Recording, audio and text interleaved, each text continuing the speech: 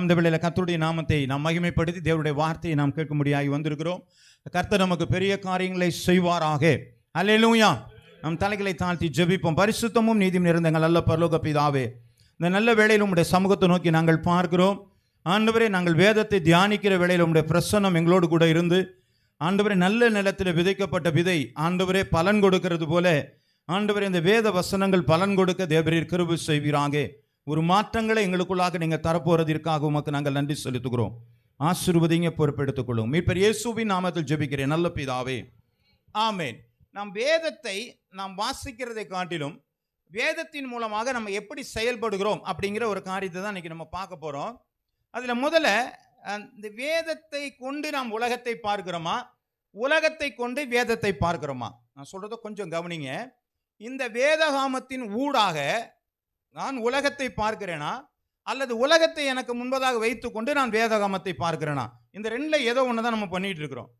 யார் வேதாகமத்தின் மூலமாக உலகத்தை பார்க்கிறார்களோ அவருடைய வாழ்க்கையில் மிகவும் சந்தோஷம் இருக்கிறது, எந்த நிலையிலும் சந்தோஷமாக இருக்கிறது. பவுல் அப்போஸ்தலர், நான் வாழ்ந்திருக்கவும் தெரியும், தாழ்ந்திருக்கவும் தெரியும், எல்லா நிலையிலும் மனோரமியமாக இருக்க கற்றுக்கொண்டேன் அப்படின்னு சொன்னால், அந்த வேதாகமத்தின் மூலமாக தன்னுடைய வாழ்க்கையில் அவன் பல இடர்பாடுகள் இருந்தாலும் அதன் ஊடாக அவன் ஒரு பெரிய மனோரமியத்தை அவன் கற்றுக்கொண்டிருக்கிறான். அவன் சந்தோஷம் அடைகிறான்.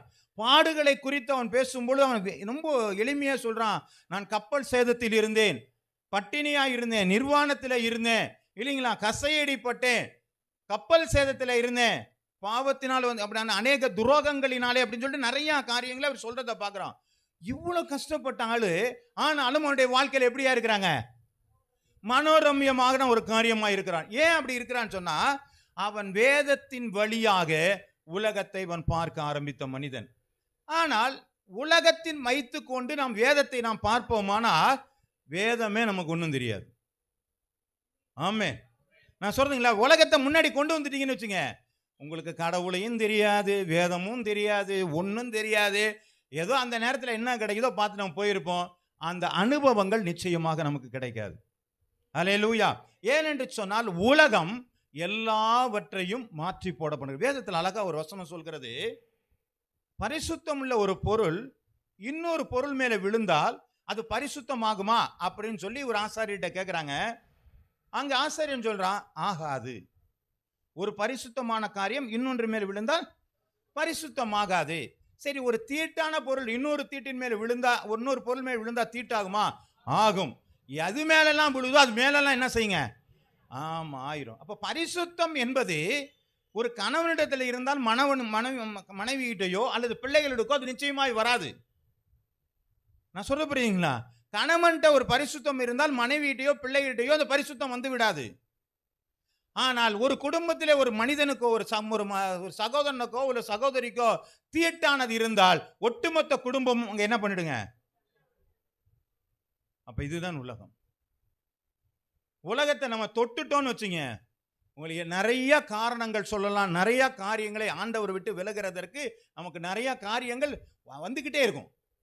ஆமே, ஒரு சாராயம் குடிக்கிறவன் காசுக்காக என்ன வேணாலும் செய்வான், எவ்வளவோ போய் சொல்லுவான், இல்லைங்களா? அவனுக்கு தேவை அன்னைக்கு ஏதோ ஒரு கொஞ்சம் நேரம் குடிக்கணுங்கிறதுக்காக என்ன வேணாலும் போய் சொல்லுவான். அதே போல ஆண்டவரை விட்டு விலகிறதற்கு நாம் அநேக காரியங்களை சொல்லலாம். வேதத்தில் அழகா ஒரு வசனம் சொல்கிறது, அழைக்கப்பட்டவர் அநேகர். பிள்ளைங்க சொன்னிச்சிங்க இல்லையா? அப்போ கூப்பிட்டு சொன்னாங்க, ஏன்பா வரல? மாடு கொண்டேன், வயல் கொண்டேன், மனைவி கொண்டேன். சரியான காரணங்கள் தான். ஆனால் அந்த காரணங்களுக்கு என்ன செய்யலைங்க? ஈடுபட. கர்த்தருடைய நாமம் மகிமைப்படுவதாக. அப்போ உலகத்தை நான் வேதத்தின் மூலமாக, வேத வசனத்தின் மூலமாக நான் உலகத்தை பார்த்தால் என்னுடைய வாழ்க்கை ஆசீர்வாதம். ஆனால் உலகத்தில் நான் இருந்து கொண்டு நான் இதுலையே இருக்கிறேங்கன்னு சொல்லிட்டு என்னதான் வச்சுக்கிட்டு உட்கார்ந்து இருந்தாலும் உங்களுடைய வாழ்க்கையில வேதம் புரியவே புரியாது. அதனுடைய மன மகிழ்ச்சி நமக்குள்ளாக என்ன செய்யாதுங்க? வரவே வராது. சரி, அதை தான் நம்ம வாசிக்க போகிறோம். கலாத்தியர் எழுதின புஸ்தகம் 6வது அதிகாரம் 14வது வசனம். கலாத்தியர் 6:14.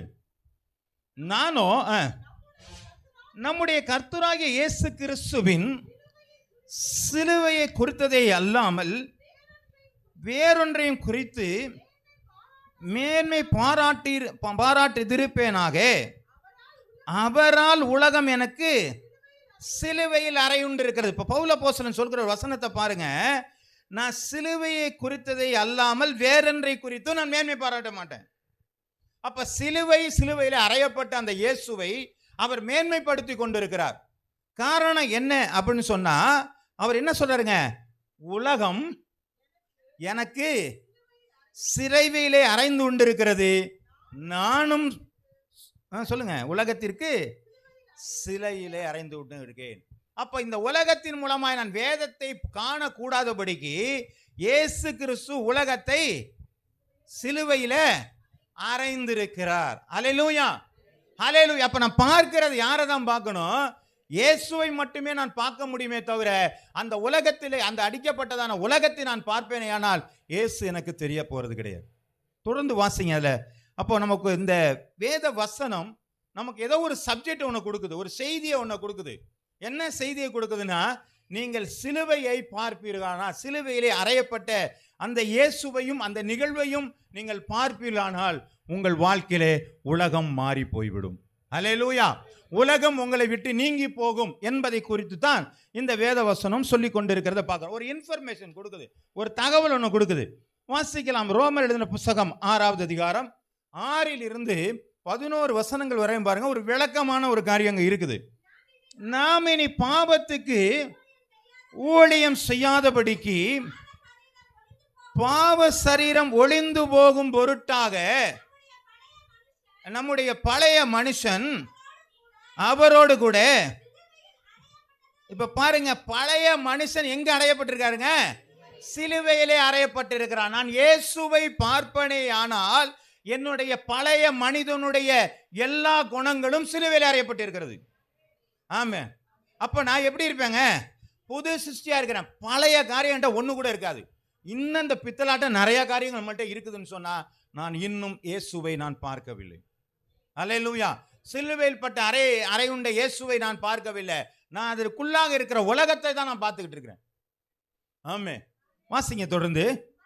மரித்தவன் பாவத்திற்கு நீங்கி விடுதலையாக்கப்பட்டிருக்கிறானே, ஆகையால் கிறிஸ்துவுடனே கூட நாம் மரித்தோமானால் அவரோடு கூட பிழைத்திருப்போம். அப்ப நம்ம எப்போ கிறிஸ்துவோட மரிக்கிறது, எப்போ பிழைக்கிறது? எப்பங்க மரிப்போம்? எப்போ மரிச்சோம், எப்போ பிழைக்கிறதுக்கு? என்ன சொல்லுமா? எப்போ மரிச்சோம் கேட்கிறேன். ஞாபகம் இருக்கு. அப்ப ஞானஸ்நானம் பண்ணும்போது நம்ம என்ன சொன்னோம்? நான் இந்த தண்ணிக்குள்ள பாவமான இதுக்குள்ள இருக்க முடியாது, மூச்சு திணறி போயிடும், இந்த பாவத்திலிருந்து நான் வெளியில வந்துடுறேன், நான் நீதிக்காக பிழைத்திருக்கிறேன் என்று சொல்லி இந்த பாவத்தை அங்கேயே விட்டுட்டு நம்ம என்ன பண்ணிட்டோங்க? எந்திரிச்சு வந்துட்டோம். திரும்பி அப்படியே இருந்தோமா அப்படிங்கிறது இன்னைக்கு கேள்விகள். ஆமே. ஆனா வேதம் என்ன சொல்கிறது? கிறிஸ்துவுடனே மரித்தோமானால் அவரோடு கூட பிழைத்திருப்போம். அப்ப அந்த நான் மரித்தது உண்மையானால் இன்னைக்கு பிழைத்திருக்கிறது உண்மை. ஆமே. நான் எப்போ பாவத்தை நான் அந்த இடத்துல விட்டுட்டேனோ, அந்த பாவத்திலிருந்து நான் விடுதலை ஆயிட்டேனோ, இப்போ நான் பிழைச்சிருக்கிறது உண்மை. நான் இன்னும் சரியா விடலை அப்படின்னு சொன்னா, ஒருவேளை நான் ஞானஸ்நானம் எடுத்துட்டேங்க அப்படிங்கிறத நம்ம பெருமை பாராட்ட வேண்டாம். காரணம், உலக பிரகாரமாக ஒரு தண்ணீரில் மூழ்கி எடுக்கப்படுகிறது உலகத்தினுடைய அடையாளங்களுக்காக மாத்திரமே. அல்லேலூயா. அப்படி புரியுதுங்களா நான் சொல்றது? நீங்க ஞானஸ்நானம் எடுக்கிறதுங்கிறது ஒரு திருச்சபையினுடைய அங்கத்தினராகிறதற்கு, அல்லது திருவிருந்து ஆராதனைக்கு, அல்லது நான் இந்த வகுப்பை சார்ந்தவன் என்று சொல்வதற்காக இது நமக்கு என்ன செய்யுதுங்க? ஞானஸ்நானம் வெளிப்புறமான உடன்படிக்கையா இருக்கிறது. ஆனால் வேதம் சொல்கிறது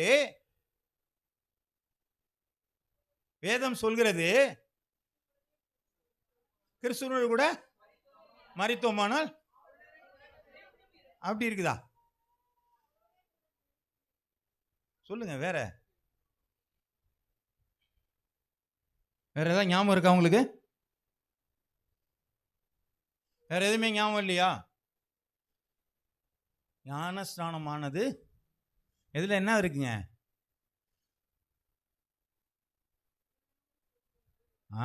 அப்பதான் வருது. தேவனோடு கூட செய்யற அது. அந்த வசனத்தை தெரியுமா உங்களுக்கு?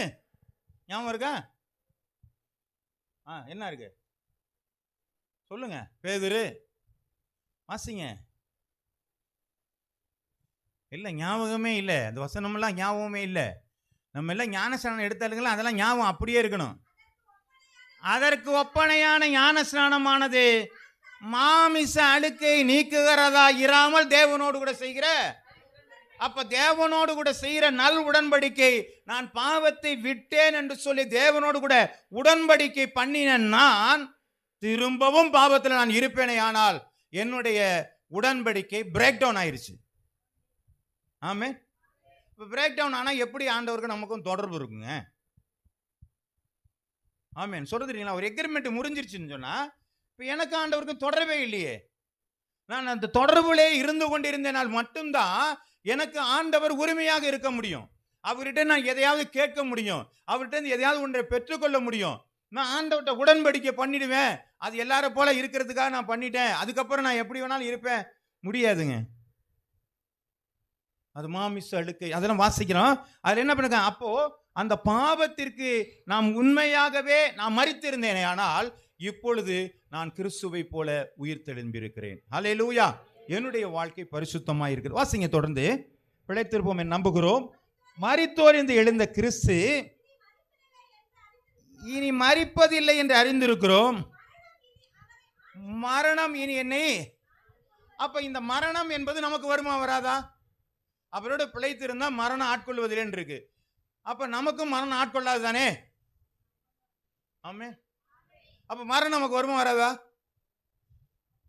என்ன மரணம் வருமா வராதா? ஏன் சொல்றீங்க? சரீர மரணம் வந்துதான் ஆகும், ஆத்தும மரணம் வராது. நம்ம ஆத்தும பத்தியே கவலை இல்லை நமக்கு. நம்ம இதுதான் ரொம்ப முக்கியமா பாதுகாத்துட்டு இருக்கோம். நீங்க எவ்வளவுதான் முக்கியமா பாதுகாக்கலாம், எவ்வளவுதான் பிரச்சனையோ நல்ல பத்திரமா பாதுகாத்து நிறைய டாக்டர்கிட்ட பார்க்கலாம், நிறைய பிசியோதெரப்பி பண்ணலாம், அல்லது பெர்ஃப்யூம் போடலாம், என்ன வேணாலும் நீங்க பண்ணலாங்க. கொஞ்ச நாள் தான் உங்களால மேக்கப் பண்ண முடியும், அதுக்கு மேல என்ன பண்ண முடியாது. ஆனா நீங்க உங்களை பரிசுத்தப்படுத்தி கொண்டே இருப்பீர்களானால் உங்களுடைய வாழ்க்கையில மரணம் என்கிற ஆத்தும மரணம் ஒரு நாளும் நீங்கள் சந்திக்க போவதில்லை. அல்லேலூயா. நித்தியமான உங்களுடைய வாழ்வு ஆசீர்வாதமாய் மாறப்போகிறது. ரைட். அவர் மரித்து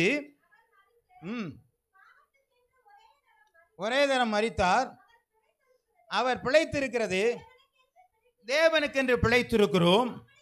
அப்படியே நீங்களும் உங்களை பாவத்திற்கு மரித்தவர்களாகவும் நம்முடைய கர்த்தராகிய இயேசு கிறிஸ்துவுக்குள் தேவன் என்று பிழைத்திருக்கிறவர்களாகவும் எண்ணிக்கொள்ளுங்கள். அப்ப அந்த சம்பவத்தை திரும்ப நமக்கு ரீகால் பண்ணி பாருங்க. நான் ஞானஸ்நானம் வாங்கும்போது எப்படி அதை பரிசுத்தமா நான் இருக்கணுங்கிறதுக்காக பாவத்தை விட்டுட்டு நான் பரிசுத்தமாக நான் போறனோ அப்படியே இப்பொழுது நாம் இருக்கிறோமா என்று எண்ணிக்கொள்ளுங்கள். அல்லேலூயா. அப்படி இல்லைன்னா நம்மளை புதுப்பிச்சு தான் ஆகணும், வேற வழி கிடையாது. ஏனென்று சொன்னால் நம்ம அவரை பார்க்கும் பொழுது ஏசாயா தீர்க்கதரிசி ஒரு சால் அப்படியே தொங்குதுங்க, தேவாலயத்தில் தொங்குது, அப்படியே பார்த்துக்கிட்டே இருக்கிறாரு. நிறைய தூதர்கள் புகழ்ந்துகிட்டு இருக்கிறாங்க, துதிச்சுக்கிட்டு இருக்கிறாங்க, 4 ஜீவர்கள் பணிந்து தொழுதுகிட்டு இருக்கிறாங்க. 24 30 பார்த்துருக்கீங்களா, படிச்சிருக்கீங்களா?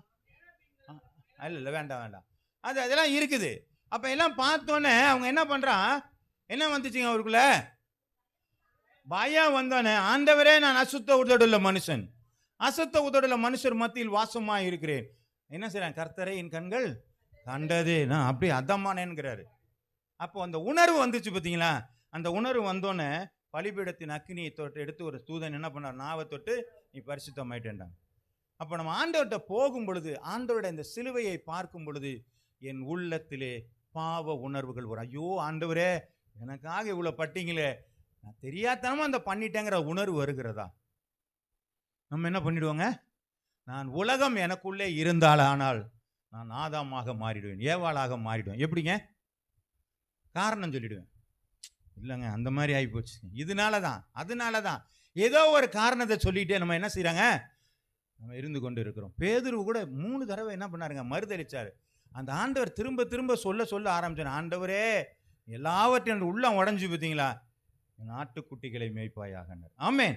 கர்த்தருடைய நாம மகிமைப்படுவதாக. அப்ப நம்ம ஆண்டவரை பார்க்கிற தோரணை எப்படி இருக்கு, அந்த சிலுவையை பார்க்கிற எண்ணம் இருக்கிறது.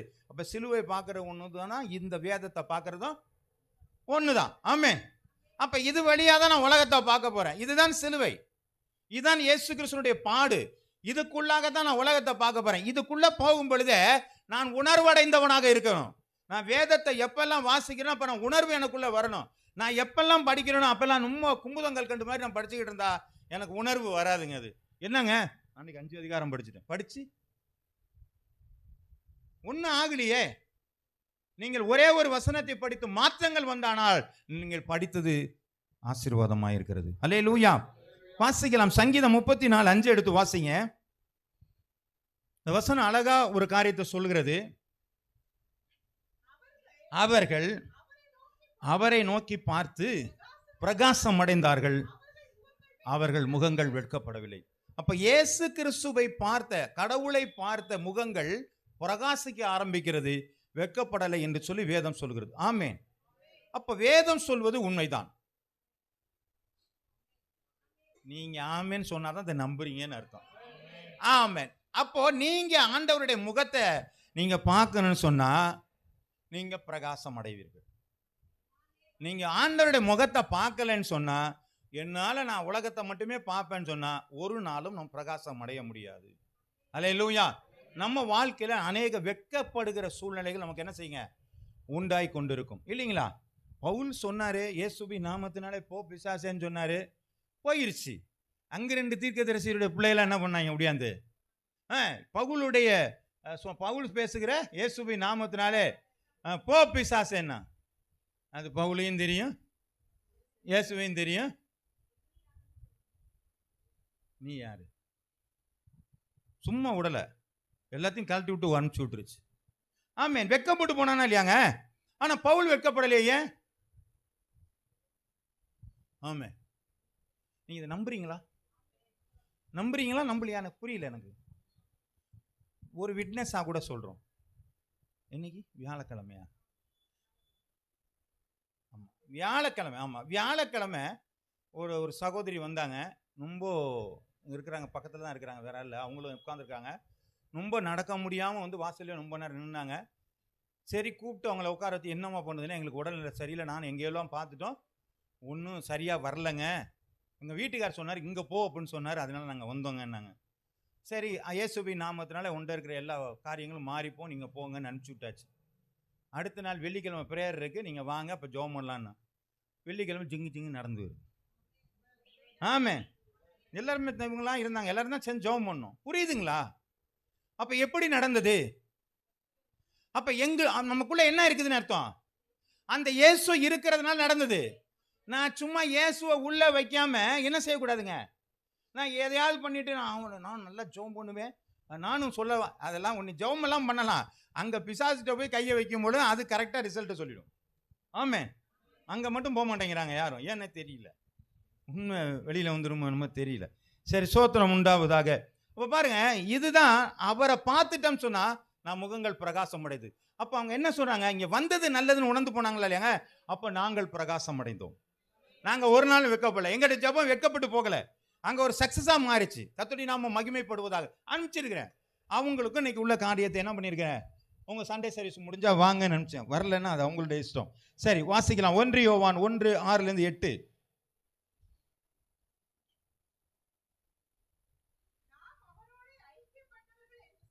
நாம் அவரோடு ஐக்கியப்பட்டு என்று சொல்லியும் இருளிலே நடக்கிறவர்களாய் இருந்தால் சத்தியத்தின்படி நடவாமல்.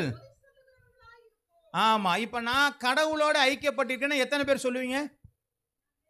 எல்லாருமே சொல்லிடுவோம். ஓகே, சந்தோஷமான ஒரு காரியம். எல்லாரும் சொல்லுறோம். இருளிலே நடக்கிறவர்களாய் இருந்தால் சத்தியத்தின்படி நடவாமல் பொய் சொல்லுகிறவர்களாக இருப்போம். இப்ப எல்லாரும் ஆண்டவர் வழியில நடந்தா இந்த 8 மணிக்கு ஏன் யாராலையும் வர முடியல? சொல்லுங்க. அப்ப நான் அவரை தானே பார்க்கிறேன். அப்ப அவரை நோக்கி பார்க்கும்போது நான் பிரகாசம் அடையணுமே.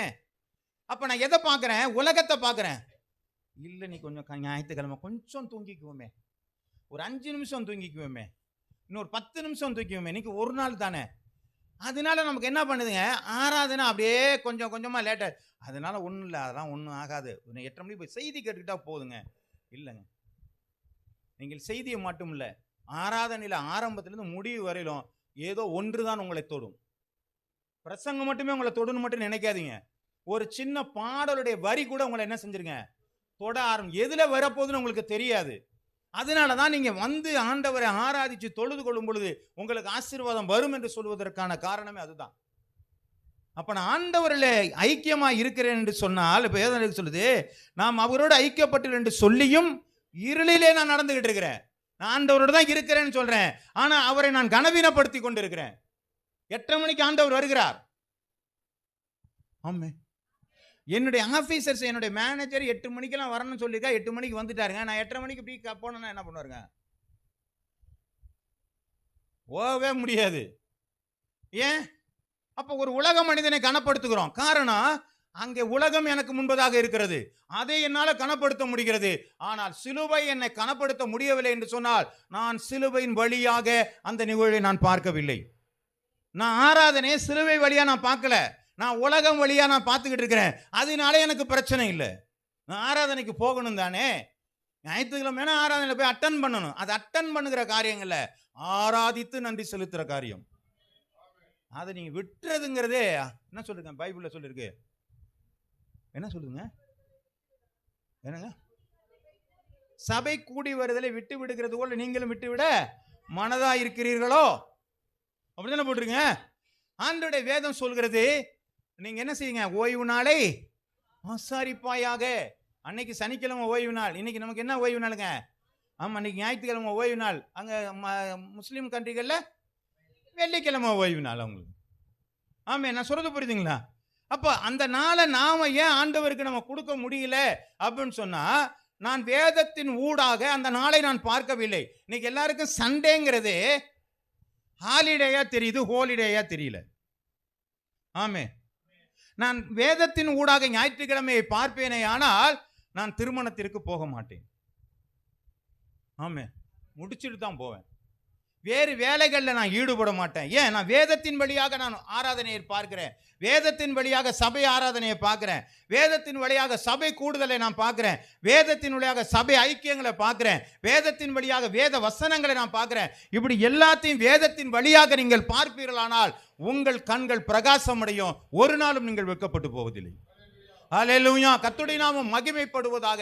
அப்ப வேதத்தின் ஊடாக நீங்கள் உலகத்தை பார்க்காதபடினால்தான் நம்முடைய வாழ்க்கையில இருளடைந்து இருக்கிறது. வாசிங்க, அவர் ஒளியில் இருக்கிறது போல நாமும் ஒளியில நடந்தால் ஒருவருடைய ஒருவர் ஐக்கியப்பட்டு இருப்போம். அவர் குமாரனாகிய இயேசு கிறிஸ்துவின் இரத்தம் சகல பாவங்களை நீக்கி நம்மை சுத்திகரிக்கும். நமக்கு பாவம் இல்லை என்போமானால் நம்மை நாமே வஞ்சிக்கிறலாவோம். சத்தியம் நமக்கு என்ன செய்யாதுங்க? நம்மள்ட்ட வசனம் இல்லைன்னு அர்த்தம். நான் நிறைய முறை நான் ஏன் ஒரு பகுதியை சொல்லிட்டு மிச்சத்தை உங்கள் பகுதியை சொல்றேன்னா, நீங்கள் இந்த வசனத்தை ஞாபகப்படுத்தி கொள்ளுங்கள், அல்லது நீங்கள் புரிஞ்சுக்கிறீங்களான்னு நான் பார்க்குறோம். நமக்கு இன்னும் வசனங்கள் நிறையா ஞாபகப்படுத்தி கொள்ளலை. ஏனென்று சொன்னால், பரிசுத்த ஆவியானவர் உங்களுக்கு ஞாபகப்படுத்துகிறது, உலகத்தின் மொழியாலே உங்களை ஞாபகப்படுத்த மாட்டார். ஆமே, சொல்றது புரியுதுங்களா? உலகத்தில் போய் என்ன பார்த்து நல்லா இருக்கியா, சாப்பிட்டியா, அப்படியெல்லாம் கேட்க மாட்டார். இந்த வேதத்தின் வழியாக தான் உங்களோடு கூட பேசுவார். ஏனென்று சொன்னால், கடைசி நாட்களில் நியாயம் தீர்க்க போகிற ஒரு காரியம், நான் எழுதின வசனமே உன்னை நியாயம் தீர்க்கும். வசனத்தின்படியாகத்தான் நம்ம தவறா இல்லையாங்கிறத நியாயம் தீர்க்க போறாங்க. அப்போ பரிசுத்த ஆவியானவர் நமக்கு விளக்கி சொல்லும் பொழுதும் இந்த வேத வசனத்தின் மூலமாக தான் நமக்கு விளக்கி சொல்ல போகிறார். அதனால தான் சொல்றார், நீதியை குறித்தும் நியாயத்தை குறித்தும் நியாய தீர்ப்பை குறித்தும் கண்டித்து உணர்த்துகிறார். எப்பா இப்பெல்லாம் சொன்னா நீங்க தாங்க மாட்டீங்க, எப்ப வேத வசனத்தை இப்ப சொன்னா நீ தாங்க மாட்டீங்க, அவர் உங்களுக்கு விளக்குவார்னு சொல்லியாச்சு. அப்போ இந்த வேத வசனத்தை தெரியாம பரிசுத்த ஆவியை வச்சுக்கிட்டு நம்ம என்ன பண்ண முடியுமா? இன்னைக்கு வராததுக்கு காரணமே அதுதான். சரி, சோத்திரம் உண்டாவதாக. அப்போ நம்ம என்ன சொல்லப்பட்டிருக்கிறாங்க, நாம் மீட்கப்பட்டிருக்கிறோமா? அந்த சிலுவை வழியா நம்ம பார்த்து நம்ம மீட்கப்பட்டிருக்கிற நிலையில் நம்மள்ட்ட இருக்குதா? வாசிக்கலாம். 1 பேதுரு 1வது அதிகாரம் 19வது வசனம். குற்றமில்லாத மாசற்ற ஆட்டுக்குட்டியாகிய கிறிஸ்துவின் விலையேற பெற்ற இரத்தத்தினாலே. அப்ப நம்ம பார்க்கிற அந்த சிலுவையில இயேசு கிறிஸ்து சிந்தின அந்த இரத்தத்தினாலே நாம் மீட்கப்பட்டிருக்கிறோம். ஆமே, இயேசு கிறிஸ்துவின் இரத்தம் சகல பாவங்களை நீக்கி ஆமா நம்மளை சுத்திகரிக்கும். அப்ப இரத்தம் நம்மளை சுத்திகரிக்கிறதா? நாம் மீட்கப்பட்டிருக்கிறோமா? இயேசுவின் இரத்தம் நம்மளை சுத்திகரிக்கப்பட்டிருக்கிறதா அப்படின்னு நம்ம பார்த்தோம்னா, எபிரேயர் 9வது அதிகாரம் 13லிருந்து 14 வசனங்கள் வரை வாசிக்கலாம். எபிரேயர் 9:13-14. அதேபடியில் காலை வெள்ளாட்டுக்கடா இவைகளின் இரத்தமும் தீட்டுப்பட்டவர்கள் மேல் தெளிக்கப்பட்ட கடாரியின் சாம்பலும் சரீர சுத்தி உண்டானபடி பரிசுத்தப்படுத்துமானால் நித்திய ஆவியினாலே தம்மை தாமே பழுதற்ற பலியாக தேவனுக்கு ஒப்பு கொடுத்த கிறிஸ்துவினுடைய இரத்தம் ஜீவனுள்ள தேவனுக்கு ஊழியம் செய்வதற்கு உங்கள் மனசாட்சியை செத்த கிரியில் என்று சுத்திகரிப்பது. அப்ப ரத்தம் நம்மளை எதுக்கு சுத்திகரிக்குது?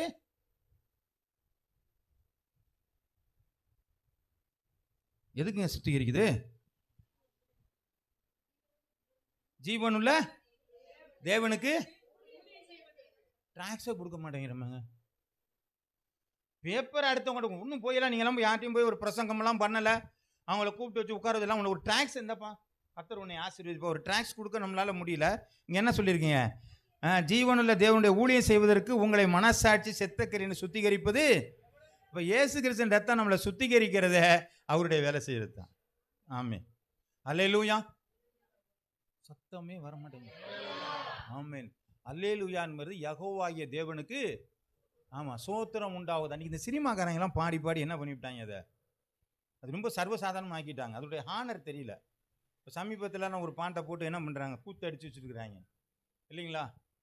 கனவீனப்படுத்தக்கூடாது கடவுளை எப்போதுமே. அது அவர் அவர் அவர் ஹானரான ஆள். அவர் நான் பிதாவானால் என் கணம் எங்கே, அவர் எவ்வளோ பெரியவர், அவர் ரொம்ப சீப்பாக சாதாரணமாலாம் அன்றைக்கி நடத்தி கொண்டு போயிட்டு இருக்கிறாங்க. அப்போ அவர் சொல்கிறார், அவரை நான் கனப்படுத்துவதற்காக தான் அவர் என்னை சுத்திகரித்துக்கிறவராக இருக்கிறார். அதற்கு தான் எனக்கு என்ன செஞ்சிருக்காருங்க ரத்தம். புரியுதா? புரியுதா? நான் மீட்கப்படுகிறதற்கான காரணமே நான் ஆண்டவருக்கென்று ஊழியம் செய்யணும் போய் உங்களை வேலை செய்யல, ஆண்டவருக்கென்று வாழ்வதற்காக, ஆண்டவருக்கென்று உண்மையா ஜீவிப்பதற்காக. நான் என்னுடைய வேலை பார்க்குற இடத்துல போய் நான் ஊழியம் செய்ய வேண்டிய அவசியம் இல்லை. நான் எனக்கு என்னுடைய வேலையில் இருக்கும்பொழுது நான் லஞ்சமே வாங்க மாட்டேன் அப்படின்னு நான் வைராக்கியம் தான். இதுதான் கர்த்தருடைய ஊழியம். ஆமே, நிறைய பிரச்சனை வரதான் செய்யும். ஏன்? நான் ரத்தத்தினால மீட்கப்பட்டிருக்கேன், அவருடைய ரத்தம் என்கிட்ட இருக்குது, அதனால நான் வைராக்கியமா இருக்கிறேன், அதனால நான் சாட்சியா ஜீவிக்கிறேன். அப்ப அதுதான் அவருடைய ஊழியம். நான் இருக்கிற இடத்துல நான் வைராக்கியமாய் ஆண்டவருக்கென்று நான் ஜீவிக்கிறேனா, அதை தான் நம்ம பார்க்கணும். வாசிக்கலாம் ஒரு வசனத்தை கூட. அவரை பார்க்கும் பொழுது நமக்கு ஒரு புது பலன் வருது, மீட்கப்படுகிறோம். அவரை பார்த்தோன்னே என்ன செய்யறாங்க, அப்பா இயேசு கிறிஸ்து சிந்தி ரத்தத்தை சிந்தி என்ன பண்ணிட்டாரு, பாவத்திலிருந்து எனக்கு விடுதலை கொடுத்திருக்கிறாரு அப்படிங்கிற ஒரு நினைப்பு எனக்கு என்ன வரணுங்க, அவரை பார்த்தா வரணும். ஆமே. அப்ப வேதத்தை பார்த்தா நமக்கு என்ன வரணும், இந்த வேத வசனம் எனக்குள்ளான பாவங்களை நீக்குவதற்கு வழி செய்திருக்கிறது, நான் வெட்கப்பட மாட்டேன். புரியுதுங்களா? Right, okay. அடுத்து ஒரு காரியத்தை நம்ம வாசிக்கிறோம். சங்கீதம் 16:8 எடுத்து வாசிங்க. சங்கீதம் 16:8. கர்த்தரை நான் எப்பொழுதும் எனக்கு முன்பாக வைத்திருக்கிறேன், அவர் என் வலது பார்சத்தில் இருக்கிறபடியால் நான் அசைக்கப்படுவதில்லை. தாவீது அழகா சொல்லுவேன். நம்ம இன்னைக்கு பணம் வச்சிருந்தா என்ன பண்ணுவேன், நான் யார் தெரியுமா, பதவி இருந்தால் நான் யார் தெரியுமா. இப்போ தாவீது என்ன சொல்றாங்க, நான் என் வலது பார்சத்தில் நான் அவர் என்ன செய்யறாரு வைத்திருக்கிறபடியால் நான் என்ன செய்ய மாட்டேன், என்ன ஒருத்தனும் அசைக்க முடியாது. ஆமே, எவ்வளோ தைரியமான ஆள் பாருங்க. ஏன்? நான் ஆண்டவரே நான் வச்சிருக்கிறேன்பா, எனக்குள்ள அவர் தான் இருக்காரு, என் வலது பார்சத்தில் அவர் தான் பார்க்கிறாரு, என்னை ஆட்டவும் முடியாது அசைக்கவும் முடியாது. எவ்வளோ தைரியமா சொல்றான். அப்போ யாரை பார்க்குறான் அவன்? அப்போ தேவனை நம்ம பார்த்துட்டு இந்த வார்த்தை சொல்ல முடியுமாங்க நம்மளால? இந்த வேத வசனத்தை பார்த்துட்டு என்ன ஒன்றும் ஆட்ட முடியாது அசைக்க முடியாது நேரம் சொல்லுவீங்களா? ஆமே. இதை வச்சுட்டு வேணா சொல்லுவோம், ஏன்னா எனக்கு பேக்ரவுண்டு பெருசா இருக்குன்னு சொல்லிட்டு. இந்த வசனத்தை வச்சு நம்மளால சொல்ல முடியுமா? சொல்ல முடியும். பாருங்க ஒரு மனுஷனை, தானியேலுக்கு எழுதின புத்தகம் 3வது அதிகாரம் 17-18.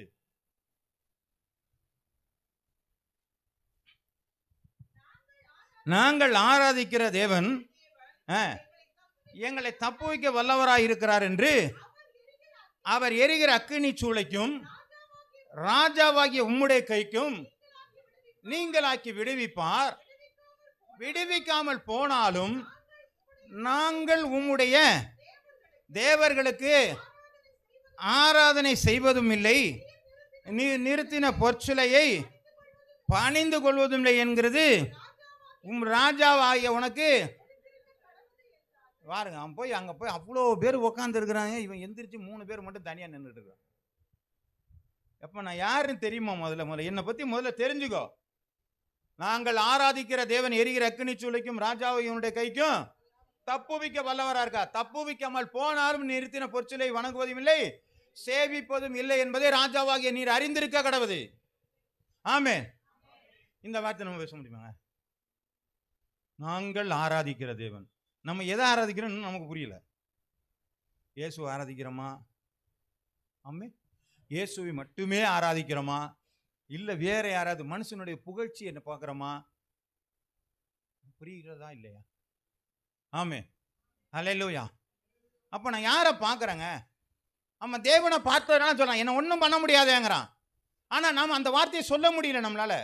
ஏனென்று சொன்னால், நான் வேதத்தின் வழியாக இயேசுவை பார்க்கவில்லை. நான் பார்த்தேனே, ஆனால் எனக்குள்ள வைராக்கியம் இருக்கு. எது நடந்தாலும் பரவாயில்லையா, செத்தாலும் சாகிறேன். ஆமென். அப்படிதானே புரிஞ்சுக்கணுமா? எல்லாரும் உபவாசம் இருங்க, நான் ராஜா கிட்ட முன்னாடி போறேன், செத்தாலும் சாகிறேங்க. எவ்வளவு தைரியமான ஆட்களா இருக்கிறாங்க. இப்போ நமக்கு என்ன ஒண்ணுன்னா, ஒரே ஒரு பிரச்சனை, நமக்கு ஒன்று முடிஞ்சிச்சுன்னா செத்து போயிடும், அவ்வளோதானே. ஒன்று தானே, எந்த பிரச்சனையா இருந்தாலும் போனால் பரலோகம் போயிட போகிறோம், வேற என்னங்க இருக்க போகுது? ஆமே. ரொம்ப கவலைப்பட்டு உட்கார்ந்துருக்கிறோம். ஏன்னு சொன்னால், உலகத்தை தான் நான் முன்னாடி இருக்கிறேன், எனக்கு அதனால வேதம் தெரியவில்லை. நான் பைபிள் மூலமாக, வேதத்தின் மூலமாக நான் இயேசுவை நான் பார்க்கவில்லை. ஆனால் நான் ஆராதிக்கிற தேவன் எல்லா காரியத்துக்கும் என்னை விடுதலையாக்கி விடுவிப்பார். அல்லேலூயா. வியாதியா கவலைப்பட மாட்டேன். சமீபத்தில் ஒரு ஊழியக்காரர் பேசும்பொழுது நான் கேட்டுக்கொண்டிருந்தேன். ஒரு மிஷினரியான ஒருத்தர் பிரசங்கம் பண்ணி கொண்டிருந்தார். அப்பொழுது கேட்டுக்கொண்டிருந்த அவங்களுடைய தாயார், நினைக்கிறேன் தாயாரோ பாட்டியோ ஒரு அம்மா, அவங்களுக்கு கேன்சர். அவங்க சொன்னாங்க, இன்னும் கொஞ்ச நாள் தான் உயிரோடு இருப்பே அப்படின்னு சொன்னோன்னே, இந்த அம்மா போய் நேராக சபைக்கு முன்னாடி போய் நின்றுட்டு, ஏய் சாத்தானே, இந்த சரீரத்தை தொடறதுக்கு உனக்கு ஒரு அதிகாரம் கிடையாதுன்னு போய் சொல்றது. புரியுதுங்களா? புரியுதா புரியவில்லையா? பிசாசான அந்த கேன்சர் எனக்குள்ளே வருவதற்கு இது உன்னுடைய சரீரம் இல்லை, இது தேவனுடைய ஆலயம். ஆமென். அந்த அம்மா அப்படியே சொன்ன சுகமாயிருக்கு. இதுதான் சிலுவை வழியா பார்க்கறது. நம்ம என்ன ஒண்ணு புரியுதுங்களாங்க? சாட்சி நம்மகிட்ட இருக்கு. அதனால தான் சொல்லுகிறேன், எபிரேயர் 13ஆம் அதிகாரத்தில் என்ன சொல்லப்பட்டிருக்க, 12ஆம் அதிகாரத்தில் என்ன சொல்லிருக்க, வாசிங்களாமே அந்த முதல் அதிகாரத்தை, முதல் வசனத்தை. மேகம் போன்ற திரளான சாட்சியால் நம்மை சூழ்ந்து கொண்டிருக்க போதுமானது. நிறைய விட்னஸ் நமக்கு பக்கத்திலே இருக்குதுங்க. ஆண்டவருக்குள்ளாக இருக்கும் பொழுது எனக்கு எந்த பிரச்சனையும் வரலன்னு சொல்ற சாட்சி நிறைய இருக்குது. ஆனா அது இருந்தாலும் நம்ம உலகத்தை பார்த்துட்டு இருக்கிறோம். ஆமென். ஆமென். சாத்ராக், மேஷாக், ஆபேத்நேகோ சிலுவையின் வழியாக அவன் ஆண்டவர். என்னங்க சிலுவைக்கும் சாத்ராக் மேஷாக்கும் ஏதாவது சம்பந்தம் இருக்கா? ஆமென். நம்ம இயேசு அப்படிங்கிறது புதிய ஏற்பாட்டில் மட்டும்தான். நான் சொல்லுகிறது புரிகிறதா?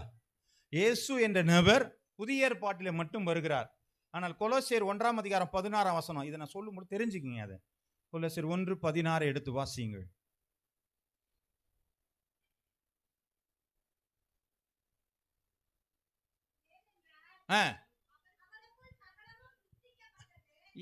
ஏனென்றால் சகலமும் அவருக்குள்ளாக சிருஷ்டிக்கப்பட்டது, பரலோகத்தில் உள்ளவைகளும் பூலோகத்தில் உள்ளவைகளும் காணப்படுகிறவைகளும் காணப்படாதவைகளும் சகல வஸ்துக்களும் ஆனாலும், கர்த்தத்துவங்கள் ஆனாலும், துரைத்தனங்கள் ஆனாலும், அதிகாரங்கள் ஆனாலும், அவரை கொண்டும் அவருக்கென்றும் சிருஷ்டிக்கப்பட்டது. யாருக்காக சிருஷ்டிக்கப்பட்டது?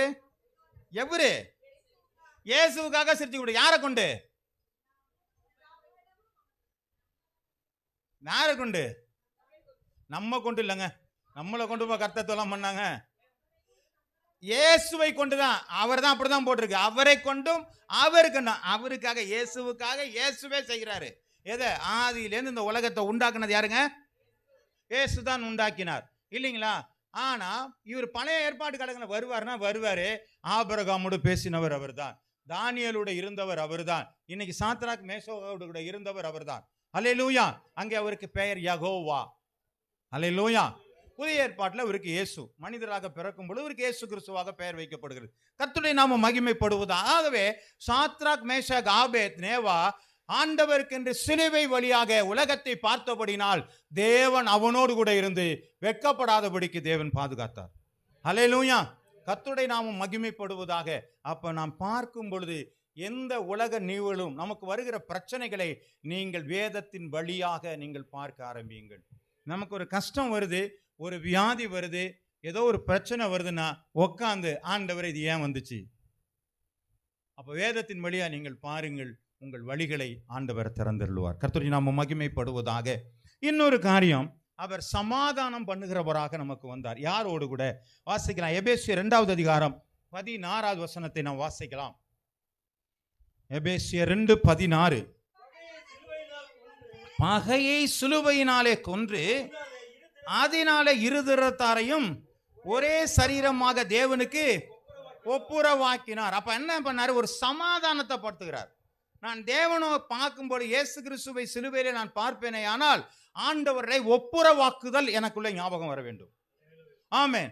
அவர் எனக்கு சமாதானம் பண்ணி வைத்திருக்கிறார், அது எனக்கு ஞாபகம் வர வேண்டும். அப்ப சிலுவையில பார்த்தா என்னென்னலாம் ஞாபகம் வரணும் பாருங்க.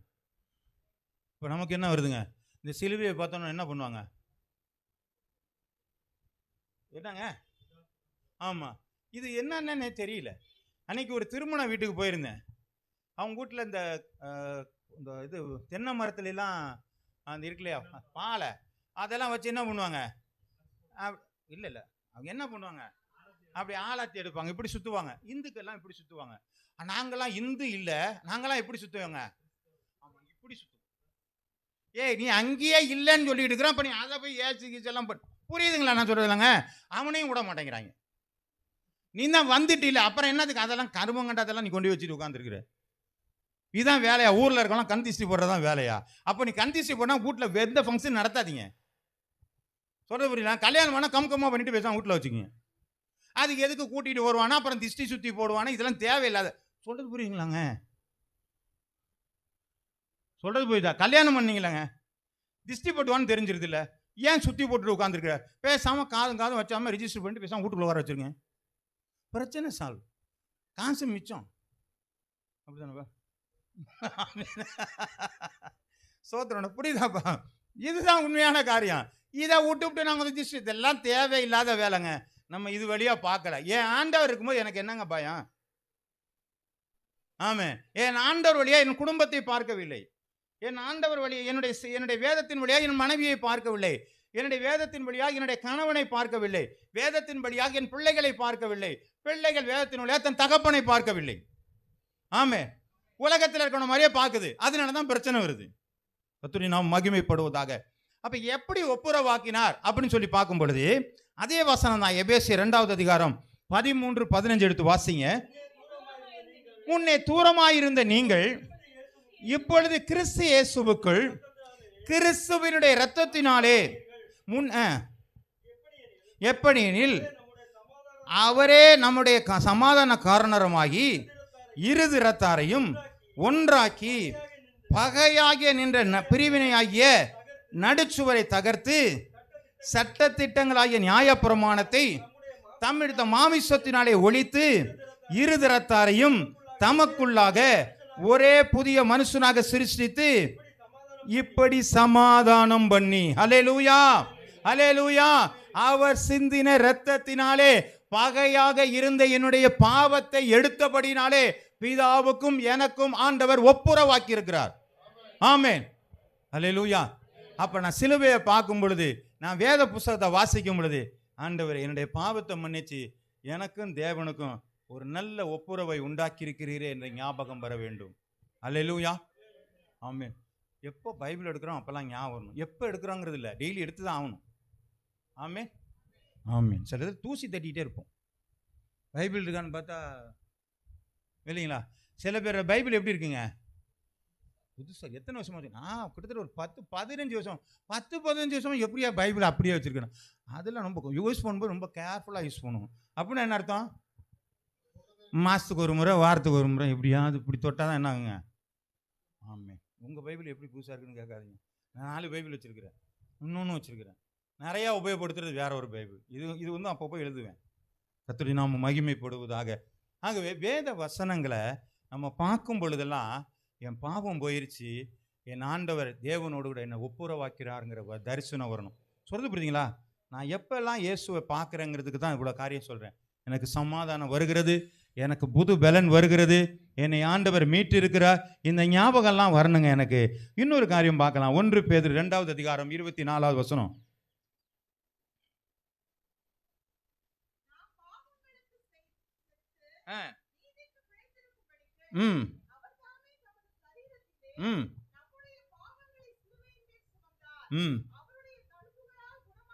அவருடைய தழும்புகளினாலே நம்ம என்ன செஞ்சிருக்கிறாங்க? அப்ப நமக்குள்ளே ஆண்டவர் என்ன சொல்றாரு? இந்த வேதத்தின் வழியா பார்த்தா அவருடைய தழும்புகளாலே நான் குணமாயிருக்கிறேன் ஐயா. இந்த எண்ணம் எப்படி வருது? வாசிக்கலாங்க. மார்க் எழுதின புஸ்தகம் 16வது அதிகாரம் 17, 18. விசுவாசிக்கிறவர்களால் நடக்கும் அடையாளங்களாவன, என் நாமத்தினாலே பிசாசுகளை துரத்துவார்கள், நவமான பாஷைகளை பேசுவார்கள், சர்ப்பங்களை எடுப்பார்கள், சாவுக்கு ஏதுவான ஏதொன்றை தொட்டு குடித்தாலும் அவர்களை சேதப்படுத்தாது, வியாதியஸ்தர் கைகளை வைப்பார்கள், அப்பொழுது அவர்கள் சுத்தமாவார்கள் என்றார். ஆமே. இப்போ விசுவாசிகளால் நடக்கும் அடையாளங்களாவன இதெல்லாம் சொல்லியிருக்குது. இதுவும் பைபிளில் தான் போட்டிருக்கு. மத்தேயு எழுதின புஸ்தகம் 28ஆம் அதிகாரம் 19, 20 அதுவும் அதான் போட்டிருக்கு. புறப்பட்டு போய் சகல ஜாதிகளும் சீசராக்கிங்கெல்லாம் பைபிளில் போட்டிருக்கு. ஆனால் இதெல்லாம் எனக்கு வேதத்தின் வழியாக என்னால் என்ன செய்ய மாட்டேன். நான் மனித ரூபமாக பார்க்குறேன், உலக பிரகாரமாக பார்க்குறதுனால இதெல்லாம் எனக்கு என்ன செய்ய மாட்டேங்குதுங்க, தெரிய மாட்டேங்குது. ஆனால் பைபிள் வழியாக நான் எதை பார்க்குறேன்னு சொன்னால், ஆண்டவர் ஆசீர்வதிக்கிறார். ஆண்டவரே கர்த்தரை நம்புகிறோன்னா, ஆமாம் ஆண்டவர் நம்புகிறோன்னா செழிப்பானுங்க. அப்போ என் வாழ்க்கையை செழிக்கும். அதெல்லாம் ஒன்றும் செழிக்கும் கழிக்காது, ஒன்றும் கழிக்காது. ஆண்டவர் சொன்னபடி நடந்தால் எல்லாம் மாறும். ஏதோ எங்கே இருந்தோ உன்னை பிடிச்சி கொண்டுறது இல்லை. ஆண்டவர் சொன்னதெல்லாம் நிறைய சொல்லியிருக்கிறாரு. வியாதியஸ்தர் கை வைப்பீர்கள், சுகமாயிர்கள், பிசாசுகளை துரத்து, இதெல்லாம் நமக்கு தானே கொடுத்துருக்கிறாரு. ஏன் இதை நம்ம செய்ய மாட்டேங்கிறோம்? அப்போ என்னுடைய வாழ்க்கையில் எனக்கு குணமாகுமா? அன்றைக்கி நம்ம வீட்டில் எனக்கு ஒரு வீட்டில் பிரச்சனைங்க. என் தள்ள கையை வச்சு நான் பேசணும். ஆண்டவரே என்கிட்ட இருக்கிற வியாதியை போக்குங்க, என் குடும்பத்தில் இருக்க வியாதி எனக்கு வீட்டில் நிலப்படியை கையில் வச்சுங்க, இயேசுவை நாமத்தில் என் வீட்டில் இருக்கிற பிசாசை ஓடி போன்னு விரட்டுங்க. உங்கள் தலையில் கை வச்சுரு, ஆண்டவர் என்கிட்ட இருக்கிற பிசாசை துரத்துங்க, வியாதியை மாற்றுங்க. ஏன் ஜெபம் பண்ண மாட்டேங்கிறோம்? இன்னும் நமக்கு பயம். வேதத்தினுடைய நான் பார்க்கல. வேதத்தில் சொல்லியிருக்கேன், வசனம் சொல்லியிருக்கு, வியாதியஸ்தர் மேல் கை வைப்பீர்கள் சுகமாகான்னு சொல்லியிருக்கு. அந்த வியாதி அடுத்தால இருந்தானே நானாக இருந்தேனாங்க. ஆமே. நான் அடுத்தவனுக்கு ஜெபம் பண்ணதான் போய் என்கிட்ட வியாதி இருந்தால் போகாதா? ஏன் என் தலை கை வச்சு ஆண்டவர் என்னுடைய வியாதியை போக்குங்க ஜெபம் பண்ணுவோமே. அல்லேலூயா, அல்லேலூயா, சோத்திரம். கர்த்தருடைய நாமம் மகிமைப்படுவதாக.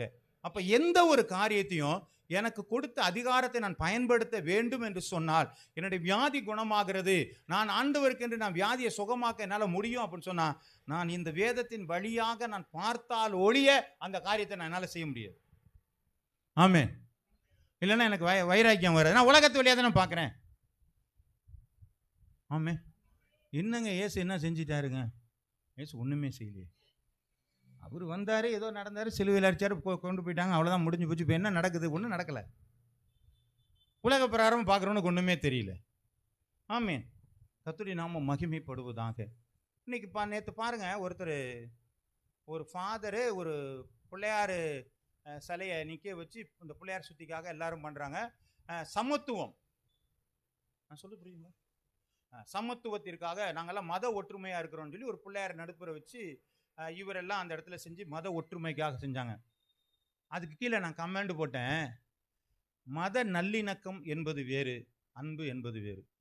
நான் மதத்தால் பிரிஞ்சு தான் இருக்கிறேன். என்னுடைய நம்பிக்கை வேறு. நான் சொல்றது புரியுங்களா? நான் விக்கிரகத்தை நம்பலை. நம்பாதவன் நான் எப்படி நம்புறவனோட போய் நிற்க முடியும்?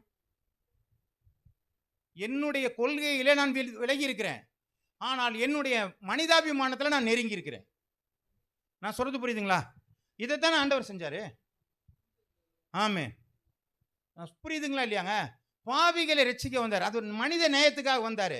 ஆனால் உண்மையிலே பாவியை நேசிக்க முடியாது. ஏனென்று சொன்னால் அவர் பரிசுத்தராக இருக்கு. அதனால தான் தேவனால முடியலை, அவர் பார்க்க முடியல. புரியுதா புரியலையா? தேவனாலே பாவியா இருக்கிற ஒரு மனுஷனை பார்க்க முடியல. ஏன்னு சொன்னால் அவருக்குன்னு ஒரு கொள்கை இருக்கு. நான் பரிசுத்தர் ஆகையால் நீங்களும் பரிசுத்தராக இல்லைங்கன்னு சொன்னாரு. பரிசுத்த குருவா இருந்தா தண்டனை உண்டுனாரு. ஆனா அவர்கிட்ட ஒரு மனிதாபிமானம் இருந்துச்சு. அது இயேசுவா வந்து நிக்குது. அது எல்லாரையும் பார்த்து சுகப்படுத்திட்டு உட்கார்ந்துருக்கு. இது வேறு அது வேறு. நான் சொல்றது புரியுதுங்களா? அப்ப இவர் போய் நின்று அங்க இருந்தீங்கன்னா நல்லிணக்கனா அன்பை செலுத்துங்க. அவங்களுக்கு வேண்டிய ஏதாவது காரியம் செய்யணும், செய்யலாம், தப்பு இல்லை. ஆனால் என்னுடைய நம்பிக்கையிலே ஒரு தவறான ஒரு நம்பிக்கை நான் கொண்டு போகக்கூடாது. அப்படின்னா நான் நிக்கிற என் நம்பிக்கையே தப்புன்னு அர்த்தம். நான் சொல்றது புரியுதுங்களாங்க? அவங்க பிள்ளையார நம்புறாங்க, சந்தோஷம். ஒருத்தர் இஸ்லாம நம்புறான், சந்தோஷம். நீ கிறிஸ்தவத்தை நம்புறியா, சந்தோஷம். ஆனால் எதிலே நம்பிக்கையா இருக்கு, அதுல நம்பிக்கையா இரு. ஆனால் மனித நேயத்தில் ஒற்றுமையாக இரு. நீ அதை விட்டுட்டு நான் எல்லாம் ஒன்னா இருக்குன்னு போட்டு குழப்பிட்டு இருந்து என்ன பண்ணக்கூடாதுங்க, வேஷமாக தெரியக்கூடாது. ஆமென். கர்த்தருடைய நாமம் மகிமைப்படுவதாக. வாசிக்கலாம் இன்னொன்று கூட. 1 கொரிந்தியர் 1வது அதிகாரம் 18வது வசனம்.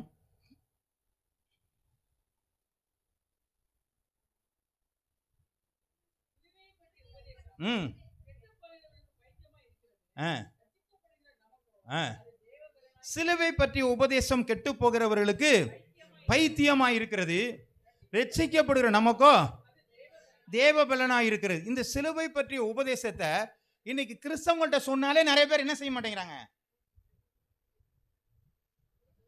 கேட்க மாட்டேங்கிறாங்க. வசனத்தை ஒரு நாள் பாருப்பான்னா அதெல்லாம் எங்கெங்க பாக்குறது. அப்ப இவனுக்கே சிலுவை பற்றிய உபதேசம் அவனுக்கு ஒன்றும் கிடைக்க மாட்டேங்குது. அப்ப இவன் கெட்டு போகிறவர்கள், நமக்கு அது தேவ பலனா இருக்கிறது. ஆமே, நான் சொல்றது புரியுதுங்களாங்க? கிறிஸ்தவங்களே இன்னைக்கு என்ன செய்யலங்க, வேதத்தை கேட்கறதுக்கு அவனால முடியல. நன்மை ஏதாவது வருதா,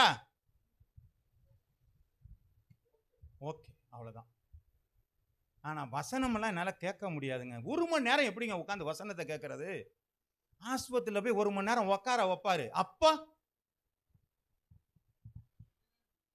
உட்காந்தானே ஆகணுங்க.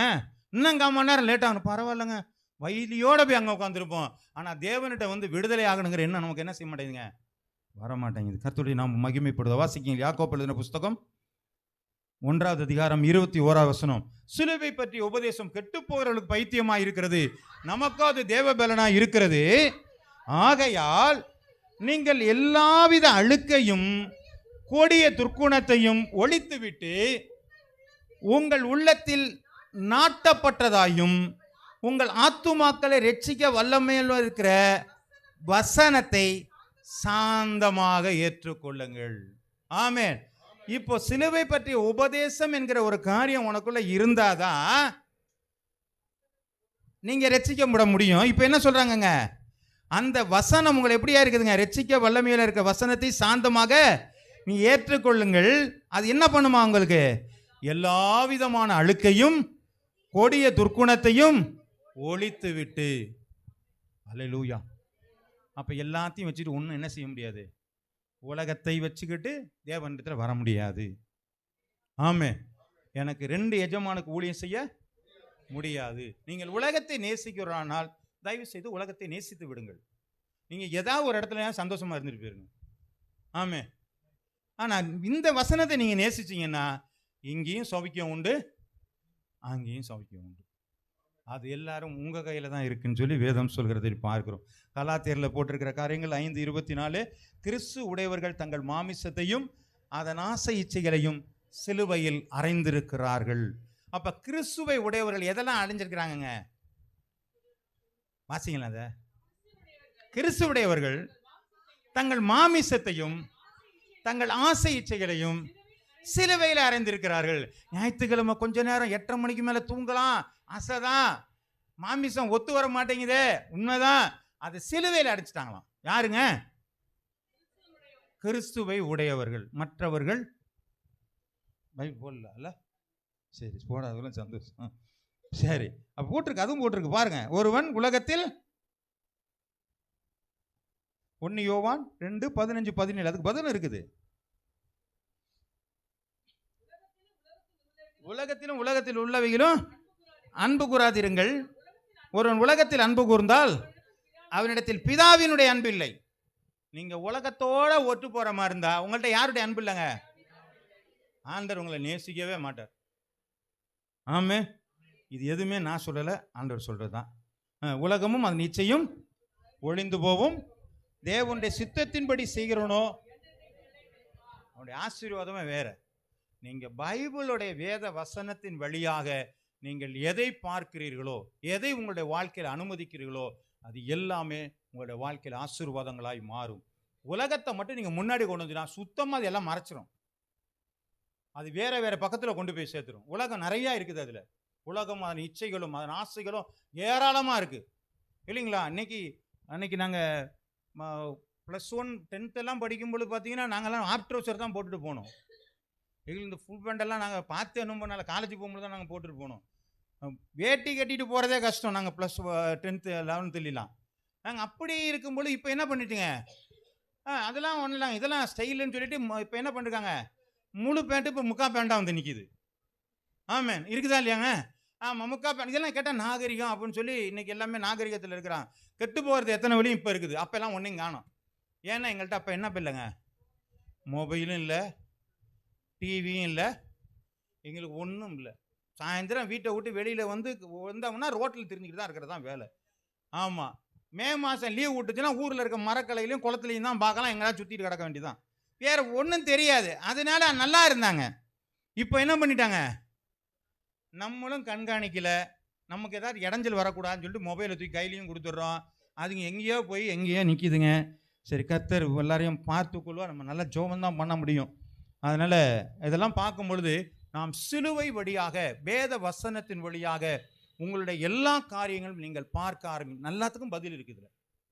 பதில் இல்லாத காரியம் வேதத்தில் இல்லை. விஞ்ஞானம் வேணுமா இருக்குது, கட்டடக்கலை வேணுமா இருக்குது, எல்லாம் வேணுமா, வான ராசி பார்க்கணுமா, எல்லாமே இதுக்குள்ளே தாங்க இருக்குது. எதுவுமே இல்லாதில்லை இல்லைங்களா? அப்போ இது வழியாக நீங்கள் உங்களுடைய வாழ்க்கையில் எல்லாத்தையும் பார்க்கணும். உங்களுக்கு ஒரு பிரச்சனையா, வேதத்தை தேடுங்க, உங்களுக்கு கரெக்டாக ஆண்டவர் கொண்டு வந்து கொடுப்பார் அந்த வசனத்தை. அதன் வழியாக நீங்கள் பார்க்க ஆரம்பிங்கள். உங்களுடைய வாழ்க்கையில் எல்லா மாற்றங்களை ஆண்டவர் கொண்டு வருவார். ஒரு நாளும் நீங்கள் வெட்கப்பட்டு போவதில்லை. அல்லேலூயா. வசனத்தை வாசிக்கலாம். வெளிப்படுத்தல் விசேஷம் 1வது அதிகாரம் 5:6.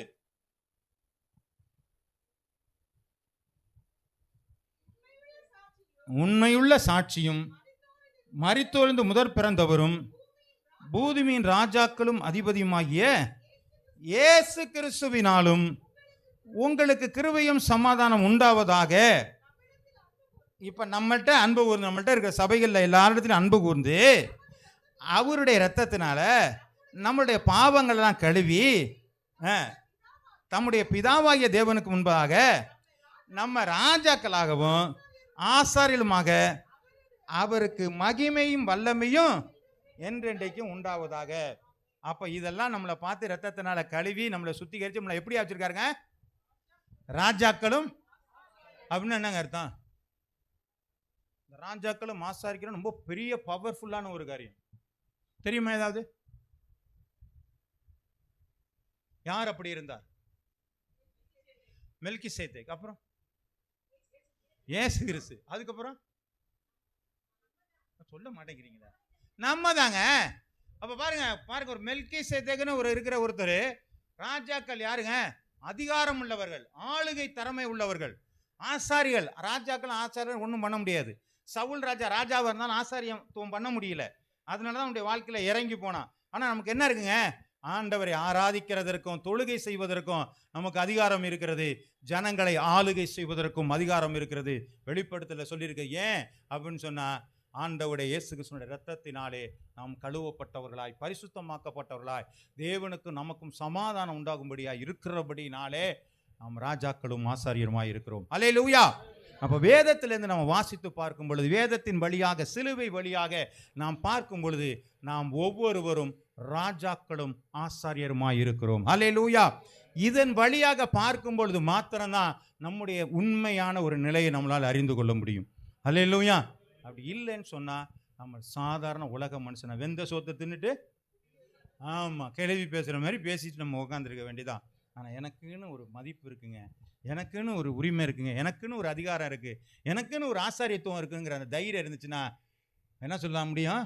ராஜாக்களை நீ அறிந்திருக்க கடவுது. அந்த தைரியம் நமக்குள்ள என்ன செய்யுங்க, வர ஆரம்பிக்கும். அவரை பார்க்கிறவர்கள் யாரும் ஒரு நாளும் வெட்கப்பட்டு, அவர்கள் அவரை நோக்கி பார்த்தார்கள், முகங்கள் பிரகாசம், வெட்கப்படவே இல்லை. ஆண்டவரோட பேச பேச பேச பேச மோசேயினுடைய முகம் பிரகாசிக்க ஆரம்பித்தது. ஜனங்கள் பார்க்க முடியவில்லை. நீங்கள் எப்பெல்லாம் ஆண்டவரோட பேசுகிறீங்களோ உங்கள் முகங்கள் பிரகாசம் அடையும். ஆண்டவர் உங்களுடைய வழிகளை உங்களுக்கு சொல்லிக் கொடுப்பார். ஆண்டவர் உங்களை வாழ்க்கையில் உயர்த்த போகிறார். உங்களுடைய வாழ்க்கையில் ஒரு நாள் வெட்கப்படாதபடிக்கு ஆண்டவர் உயர்த்த வேண்டுமானால் நீங்கள் அவரையே பாருங்கள், அவரோடு கூட பேசுங்கள், அவரோடு இணைந்திருங்கள். கர்த்தர் உங்களுக்கு பெரிய காரியங்களை செய்வாராக. ஆமென். அல்லேலூயா. தலை தாழ்த்தி ஜெபம் பண்ணலாமா? அல்லேலூயா. உமக்கு ஸ்தோத்திரம் ஆண்டவரே.